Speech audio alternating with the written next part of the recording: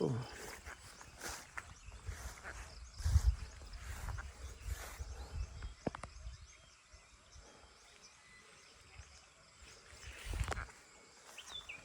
Ayan. So halos lahat po after po ng more than 1 year po, or almost 2 years po na nilagay sila sa hindi naman kaya na yata yung niya.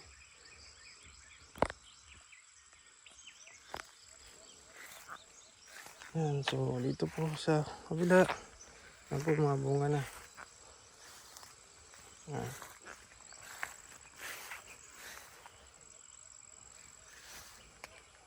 Yun. So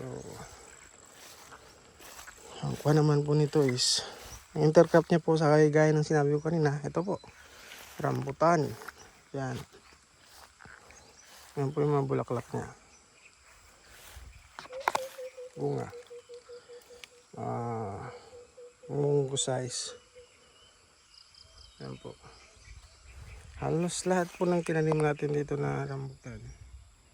Yung may po, bunga. Yan po yung kagandahan ng magtanim po ng prutas. Kasi pagdating po ng panahon, ito ang ganda ito. Yan. Ang puno.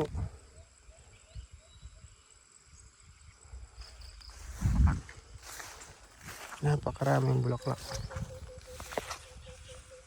Yan. So, itong area po dito is cacao in between po and dragon fruit. So i-maintain lang po natin yung cacao na hindi sila tataas more than sa dragon fruit po. Kasi alam naman natin yung dragon fruit is a sun loving plant, no? So i-maintain po natin yung height ng cacao at saka yung canopy niya. Isa rin po sa mga tinitingnan natin na pwedeng i-research natin about intercropping cacao fruit trees and dragon fruit. We all know naman talaga na ang dragon fruit is a sun loving plant. Dito naman sa kabila, ito po.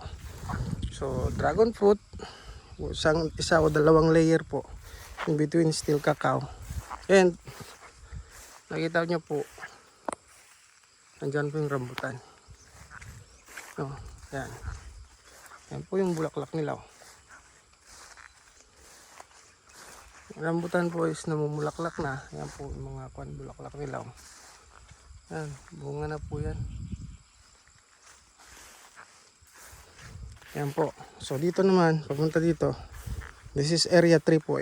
Itong area na ito, area 3 po ito ng cacao and fruit trees. So intercrop po with cacao, banana, fruit trees, no? Kumbaga saksak sinagol po, no? Intercropping system po talaga siya, maximizing ang area po kung ano po pwedeng itanim. So kung nandito po yung red lady papaya, no? Yan, so avocado po, and then lanzones, no? So yan, multi-stage naman po itong red lady natin. Then yan po yung may mga bunga na red lady. And then cacao, yan po, harvestable na po yung iba. Yun po yung inaano natin na technology na kung pwede po for cacao, dapat every month may harvest po tayo. So hindi po mapuputol yun. Yun po yung ginagawa natin ngayon, kung paano po. Yan. So dito naman, ito po, ready to harvest na yung ating red lady papaya. Yan po. Yun, red lady papaya. Tinatabok na ano po natin kasi uubusin ng ng mga ibon. Yan. So ganyan lang po yung sitwasyon dito. So we have intercropping cacao and fruit trees po like longkong, lanzones, yan, red lady papaya, mango, no? Yan po.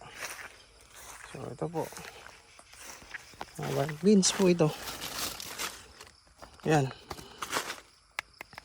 Mga hinog na, pero maliliit lang po yung mga patch niya. Alam naman natin po na. Pero may window po ito for improvement. Okay, so yun lang po mga ka-agri at magandang umaga po at Happy Father's Day po sa lahat. Dito pa, meron pa po pala dito. Yan. Longkong.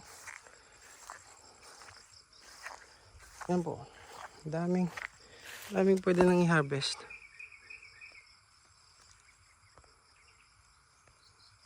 No? So dito sa kabila yan.